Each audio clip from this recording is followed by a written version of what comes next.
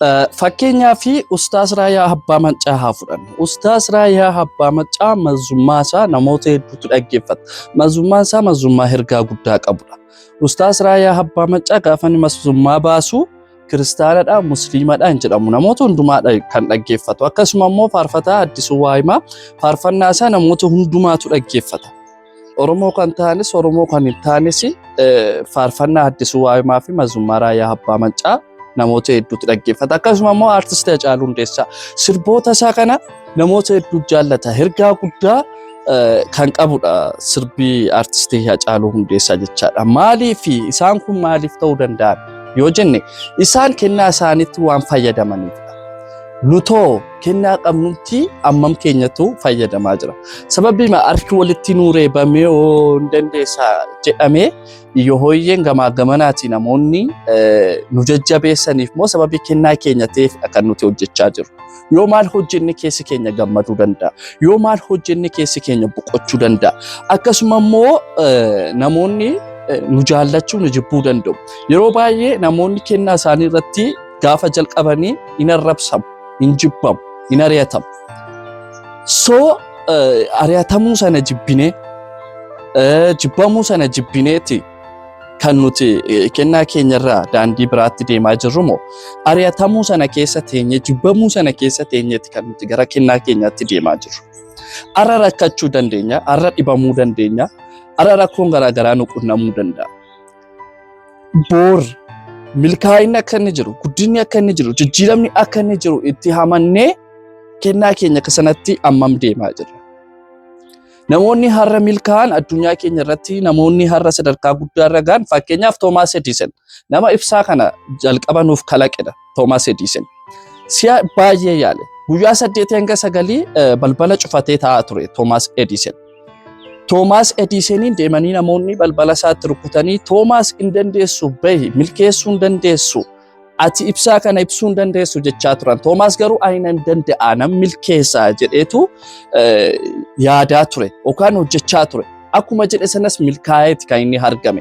Toomaas jalqaba irratti ji'a 3 qofadha kan inni mana barnootaa galee barate. Ji'a 3 booda garuu armeensaa hin dandeessa jettee manatti barnoota fiiziksii barsiisaa turte. Toomaas achirraa ka'ee sadarkaa guddaa har'a addunyaan waggaa waggaatiin gaafa ibsaan maakiroosekondii tokko yookaan sekondii tokko gaafa isheen baddu namoota Ameerikaa keessa jiran hunda keessatti sammuu isaanii keessatti kan dursee yaadatamu Toomaas Edisonidha.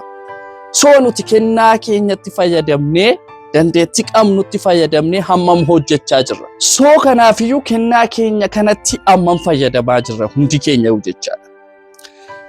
Arra rakkina keenya kana danda'uu qabna nuti. Rakkina keenya kana obsuu qabna nuti. Rakkina keenya kanatti baruu qabna.